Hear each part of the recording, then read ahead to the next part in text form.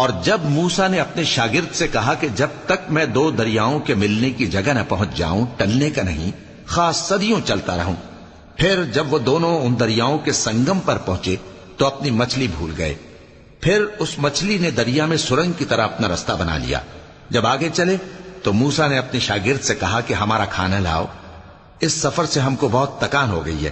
اس نے کہا کہ بھلا آپ نے دیکھا کہ جب ہم نے اس چٹان کے پاس آرام کیا تھا تو میں مچھلی وہیں بھول گیا، اور مجھے آپ سے اس کا ذکر کرنا شیطان نے بھلا دیا، اور اس مچھلی نے عجیب طرح سے دریا میں اپنا رستہ بنایا.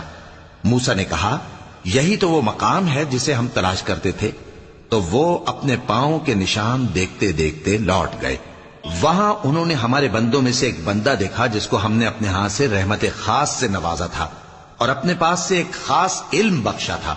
موسیٰ نے ان سے جن کا نام خضر تھا کہا کہ جو علم اللہ کی طرف سے آپ کو سکھایا گیا ہے اگر آپ اس میں سے مجھے کچھ بھلائی کی باتیں سکھائیں تو میں آپ کے ساتھ رہوں.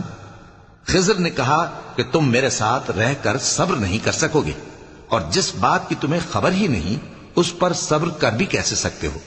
موسیٰ نے کہا اللہ نے چاہا تو آپ مجھے صابر پائیے گا اور میں آپ کے ارشاد کے خلاف نہیں کروں گا.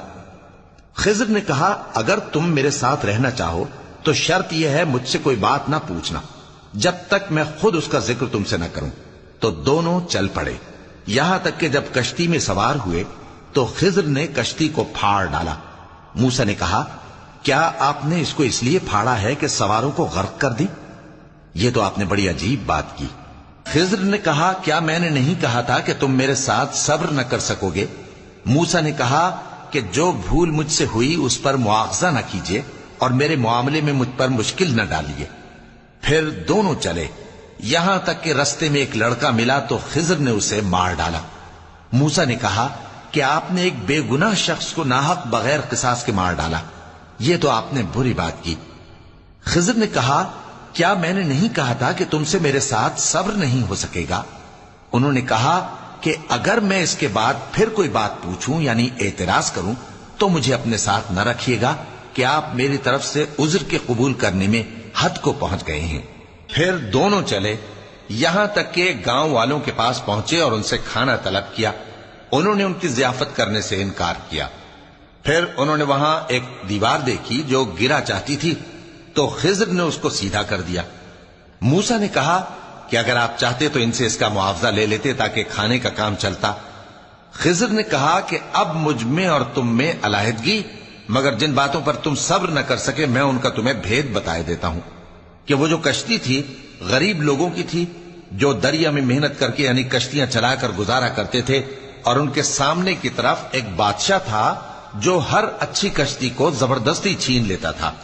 تو میں نے چاہا کہ اسے عیبدار کر دوں تاکہ وہ اسے غصب نہ کر سکے. اور وہ جو لڑکا تھا اس کے ماں باپ دونوں مومن تھے. ہمیں اندیشہ ہوا کہ وہ بڑا ہو کر بد کردار ہوگا تو کہیں ان کو سرکشی اور کفر میں نہ پھنسا دے. تو ہم نے چاہا کہ ان کا پروردگار اس کی جگہ ان کو اور بچہ عطا فرمائے جو اخلاقی پاکیزگی میں بہتر اور محبت میں زیادہ قریب ہو. اور وہ جو دیوار تھی سو 2 یتیم لڑکوں کی تھی جو شہر میں رہتے تھے، اور اس کے نیچے ان کا خزانہ دفن تھا، اور ان کا باپ ایک نیک آدمی تھا. تو تمہارے پروردگار نے چاہا کہ وہ اپنی جوانی کو پہنچ جائیں اور پھر اپنا خزانہ نکالیں. یہ تمہارے پروردگار کی مہربانی ہے اور یہ کام میں نے اپنی طرف سے نہیں کیے. یہ ان باتوں کی حقیقت ہے جن پر تم صبر نہ کر سکے.